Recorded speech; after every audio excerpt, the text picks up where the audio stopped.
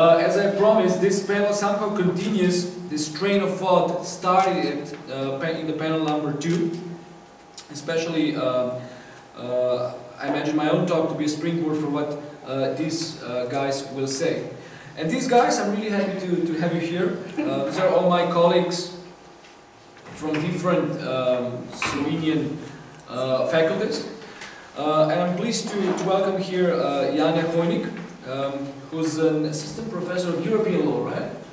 At the law school of the University of Maribor. Then we have Katarina Vatovec, who's a senior clerk at the court of, at the Constitutional Court of Slovenia, and who also works as an assistant at the Graduate School of Government and European Studies. And finally, we have Sasha Zagorc, who's an assistant professor of constitutional law, if I'm not mistaken, at the Ljubljana Faculty of Law, Ljubljana University Faculty of Law. So the rules, since you weren't here before this morning, are like that. You are expected to speak for 15 to 20 minutes. If you speak less, then we'll have more time for discussion. So 15 to 20 minutes, and then 10 minutes for a debate. And I think, Janja, you should go first, and your title is Building the Le Corbusier's Towers of the European Economic Structure. Please, the floor is yours. Thank you, Matej.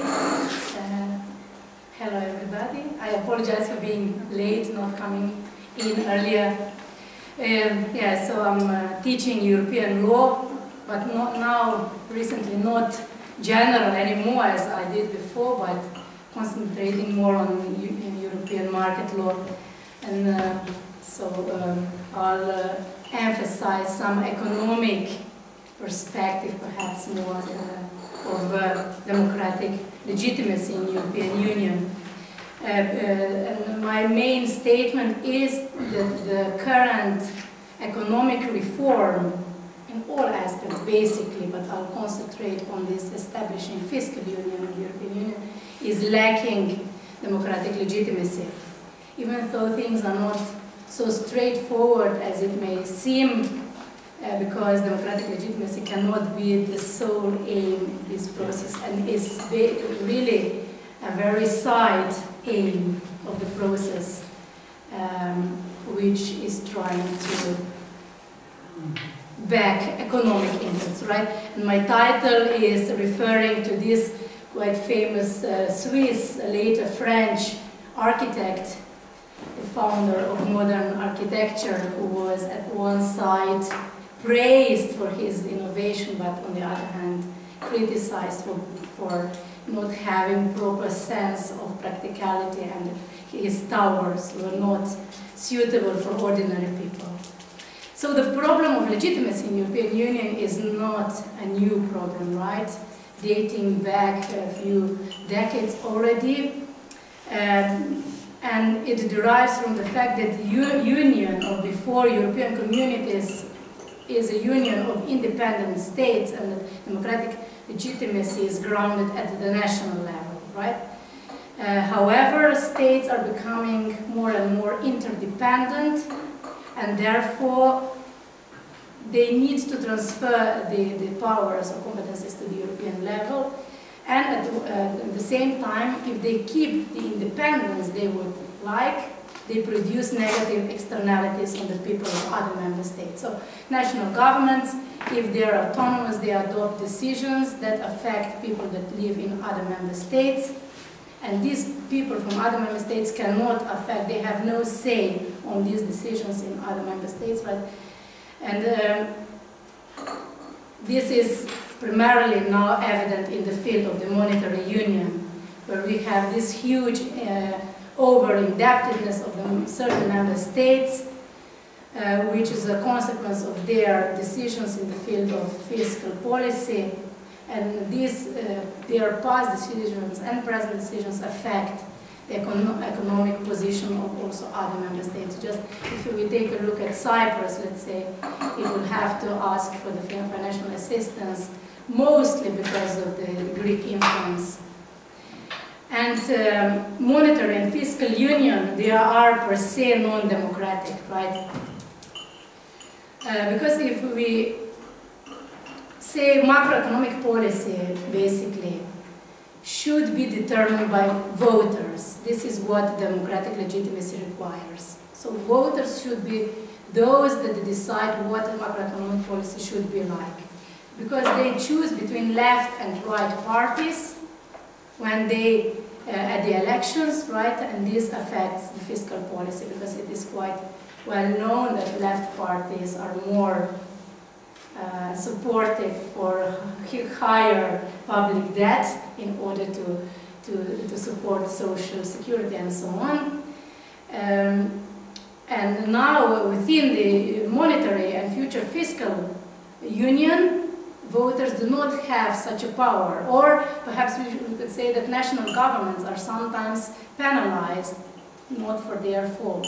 Already in 1997, I think, at the French elections, the right or left-wing party was removed from the office because the voters disagreed with the policy that only followed the Maastricht criteria for monetary union. And so this economic and euro crisis is certainly now for the 2 or 3 years already the primary political and legal topic. And now the monetary union is 10 or nearly 11 years old, right?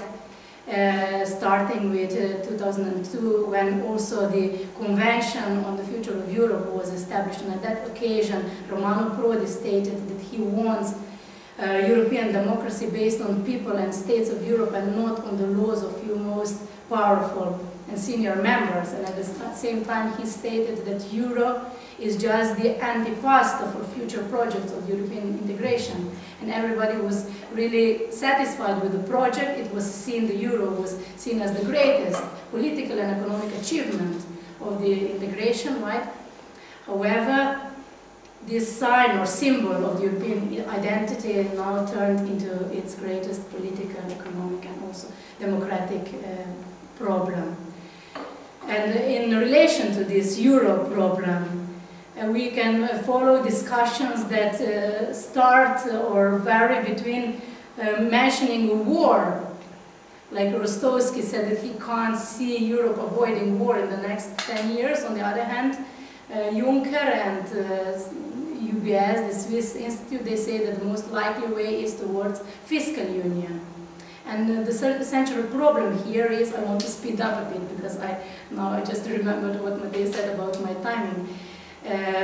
The main problem is this over-indebtedness of certain member states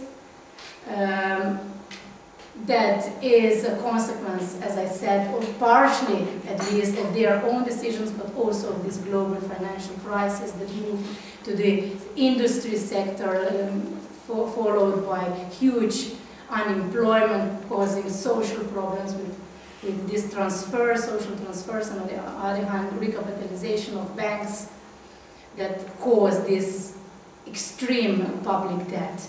And on the other hand, we have European Monetary Union, that is the first monetary union in history joining independent states. So states are claiming sovereignty as regards taxation and spending. So they say taxation and spending is the basis of our sovereignty, and we want to keep this. However, as I said, they constitute negative externalities for other member states. And now this European economy is being solved or trying to be solved through two basic sides. One side is fiscal union, establishing or upgrading the monetary union towards greater economic coordination, and on the other hand, financial services market is being regulated, or now already over-regulated, all this bank insurance legislation and so on. I will concentrate on the fiscal union. And I want to mention two aspects. The first is European stability mechanism, or security mechanism, as you like, which has just entered into force 2 weeks ago. And it is an international organization located in Luxembourg, having the lending capacity of 500 million euro. providing financial assistance to members of the Eurozone in need.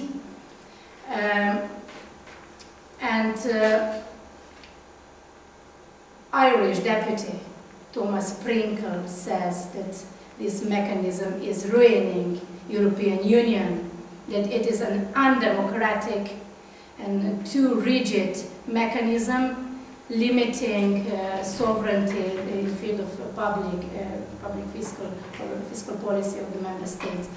And he brought an action in Ireland against the government of Ireland, and then the Supreme Court made a reference for preliminary ruling this summer to the European Court of Justice, claiming that there is no legal basis in the treaty, Treaty on the Functioning of the European Union for this mechanism, besides also breaching the Irish Constitution.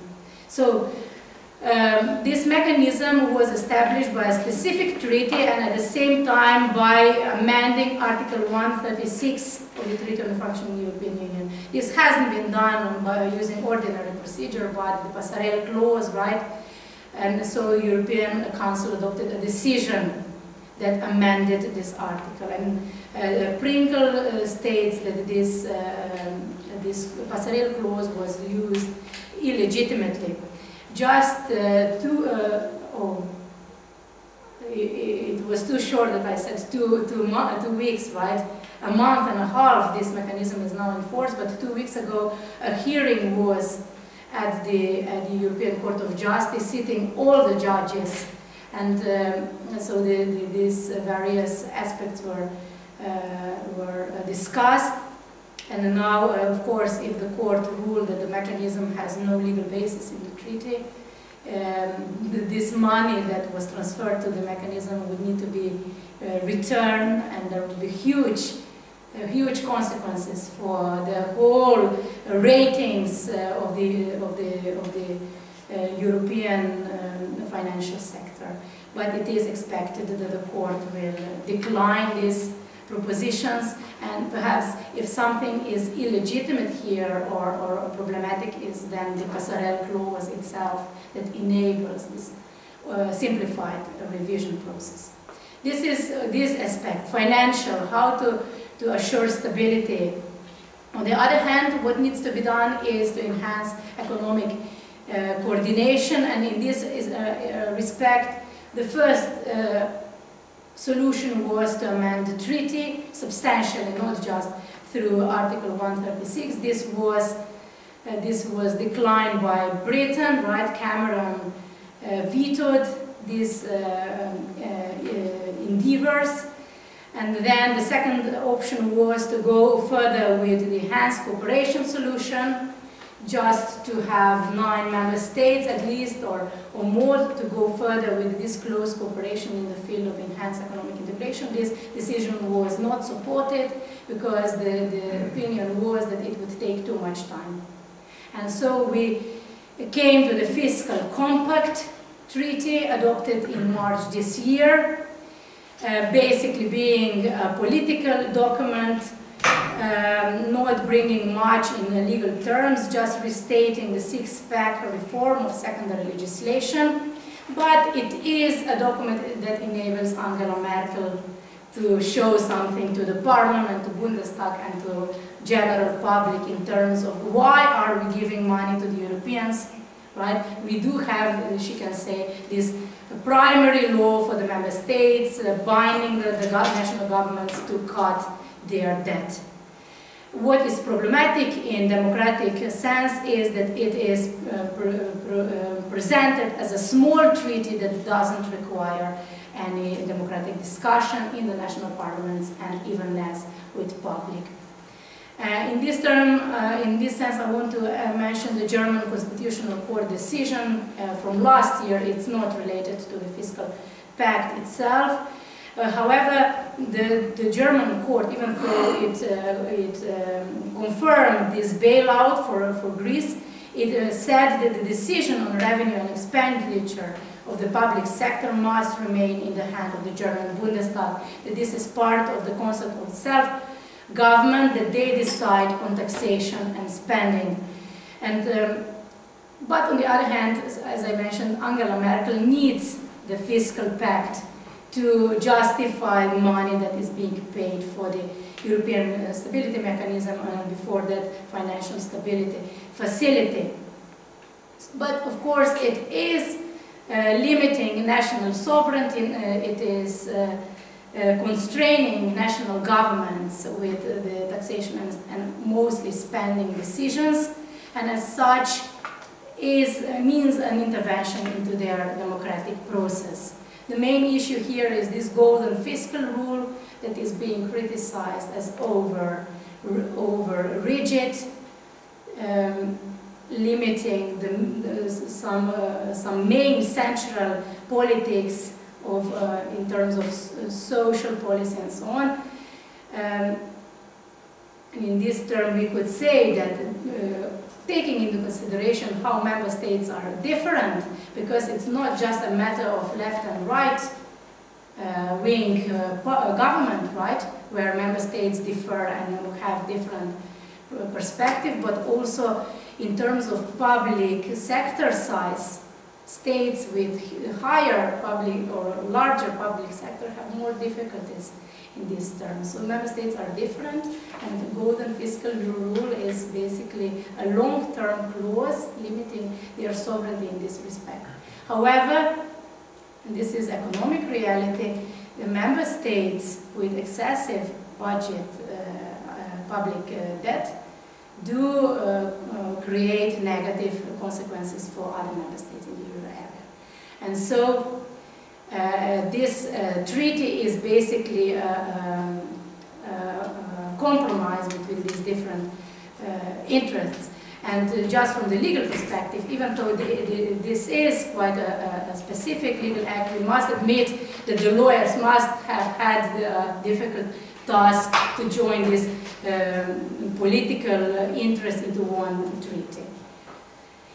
But for me to begin concluding, it also must be admitted that in the field of economy, it is, and fiscal policy in general, it is hard to believe or hard to expect full democracy, right? That everybody will be happy with everything. We just, at least in Slovenia, we can't have a referendum on taxation, let's say. And so this shows, can we?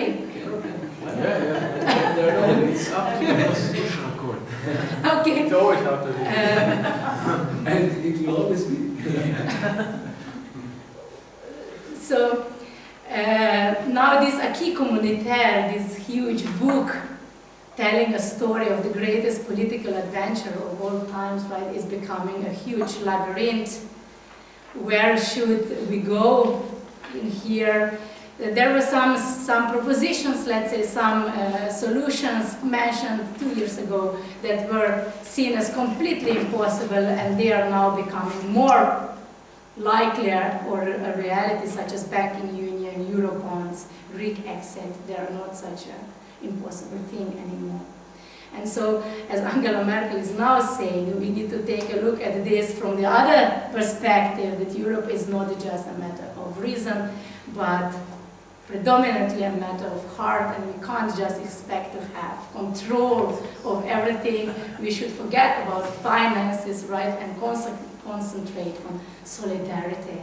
But in this respect, to have this sense of solidarity, we can just think of ex-Yugoslavia, right, and how this solidarity between the republics worked there.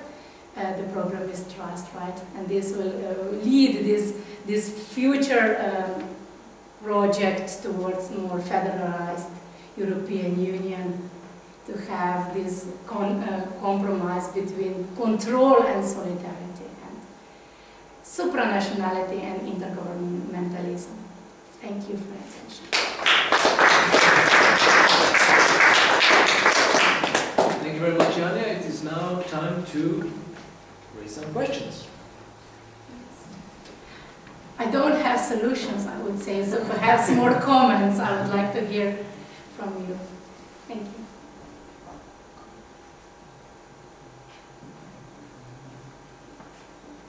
Well, I wanted to hear a solution.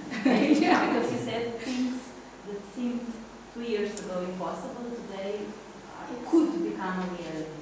because the dangers, on the other hand, are so massive now. Before, they were more optimistic, I think, the leaders, that they can still solve the Greek problem, and then this problem was more and more huge, having no ending, what their real public debt is there, and the solution, and they can't actually make any plans in terms of public finances, can they? Because their rating is worse and worse, and also in some other member states. And just today I was listening on the radio that there was a report by journalists saying that journalists were, the media coverage of the whole crisis was concentrated too much on the effects, what this crisis might lead to, and this caused suicides of thousands of people, they said, like 2,000 suicides in Greece alone, and also in some other member states, saying that they are lazy, and this is all their fault, and the problem is not so easy, right? And media didn't look into the real causes for all this, and the cause is in the interdependence, so it's not just a Greek problem. All right, then there are no questions. I'll put one. I was struck by your, in a way, categorical statement that the questions of monetary or fiscal union are, in a sense, or the way the monetary and fiscal union in the European Union are organized, monetary union in particular, because the fiscal union is still in the making, is undemocratic per se, you said, right? Now I'm wondering, I mean, one would of course disagree with that or agree with that, but I would like to invite you to elaborate on what kind of democracy you have in mind, or what kind of democratic legitimacy you have in mind. Because I see that when you were saying that non-democratic per se, you had in mind this kind of an input democracy, right? Legitimation through a popular vote. But one might also hypothesize that the monetary union can be legitimized, and indeed it has been, as long as it has functioned, to the output legitimacy, to this purely utilitarian concept of being efficient, being effective, producing positive benefits, utility for the majority. So, yeah, majority of who? Of European citizens in general, right? Yes. There are two ways to look at this. So, my argument was based on a single member state, whether the voters can achieve fiscal policy as they would like to see it. Because perhaps in Slovenia we are more social oriented, let's say, than British. I think I can claim this way. That their public or fiscal policy is more right-wing towards capital preservation, and whereas we want to see more social solidarity perhaps. And so the monetary criteria for the monetary union prevent this. So even though majority of Slovenian voters would be in favor of social policy, having social transfers and supporting these groups that are weak, let's say, socially weak, they can't achieve this because the Maastricht criteria, or now all these other documents, Stability Pact and so on, they prevent this because any government, so now we don't decide, we can't support left or right-wing government because we want to see more social fiscal policy or less social, more economically effective and so on, because any government must follow the golden fiscal rule, let's say. But to be a provocative a bit, let's say that there's been a decision on the European level, it's been taken on the EU level, like in a democratic way for the EU them, so to speak, or the European citizens, lato sensu. I see what you're saying, that the problem is that also, and in particular that's the problem, that the democratic choices on the national level are increasingly constrained. Yes. Whereas what is not happening parallelly is developing a proper democratic procedure on the EU level. And a national government might be removed not for reasons because they do not follow the will of their citizens, but because they have superior powers or obligations. Right. Okay, any other questions? No? Thank you very much, Daniela. And I discussed, because I know that Sasha's paper is at least following the, at least on the basis of the title and the abstract you submitted, I think it's closely related to what Janja has been telling us about. So I'll just invite you to go first and then continue. Please. Thank you, Matej. I couldn't agree more because during Janja's presentation I had several reminiscences in my paper and so on, so I think it's a good way to continue. And your question was actually the one that I dealt most in my paper as well. So my name is Sasha LegArg, from the Faculty of Law in Ljubljana, and beside that I deal with sports and migration law, and I ran elections in Slovenia. Today we'll have an election. I'm one of those. So far so good. In terms of process, not in terms of the result. We see that this is an important topic here as well, when we talk about European legitimation and democracy. So let me begin with an overstatement in the title of my today's presentation. I titled it European Democracy Revised, a Deficit of Sufficit. And could a polity actually have a democratic sufficit at all? It is precisely that when European Central Bank, probably the least possible candidate to do so, self-proclaimed its surplus commitment to democratic accountability. Okay. That's Europe taking their revenge. That was a surplus of something. I should defend the output legitimacy. But you see, it came after your talk. It wasn't because of what you said. Or it was actually meant for Sasha. On the wrong. Okay, I'll be more modest and probably. Be careful what you say.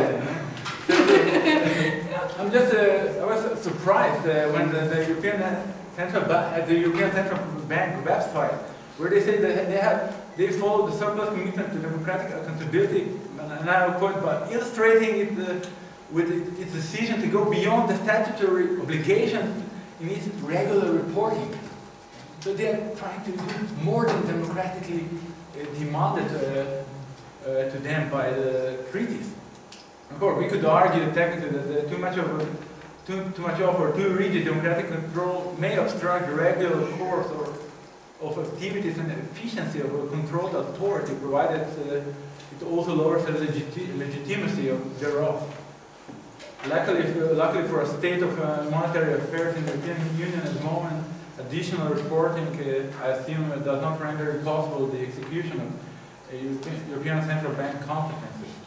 So, but this is just a small joke. I will now continue with more classical dialogue and the discourse on democratic deficit, which is definitely something that persists for 20 years, definitely now in the European Union, probably starting with the Treaty of Maastricht. In the biggest, actually, it started a slippery slope at then. And my initial thesis is that it was more moralgic, that took doctrinal university of the last 2 decades, that the European Union does not rest firmly on the solid layer of democratic foundation, with his empirical analysis and the idealizing of perfect democracy. In terms of logic, we are faced with a trap of perfect solution fallacy that occurs when an argument assumes that a perfect solution exists and that the solution should be rejected because some part of the problem would still exist after it were implemented. In democratic deficit, it's exactly that. Tautologically, it means lack of democracy, a lack of something ideal and perfect. For example, a perfect democracy in which informed citizens, all informed citizens, participate actively on all issues. Or, in terms of European Union context, that democracy is the prerogative of the nation state and of everything that emanates from nation state.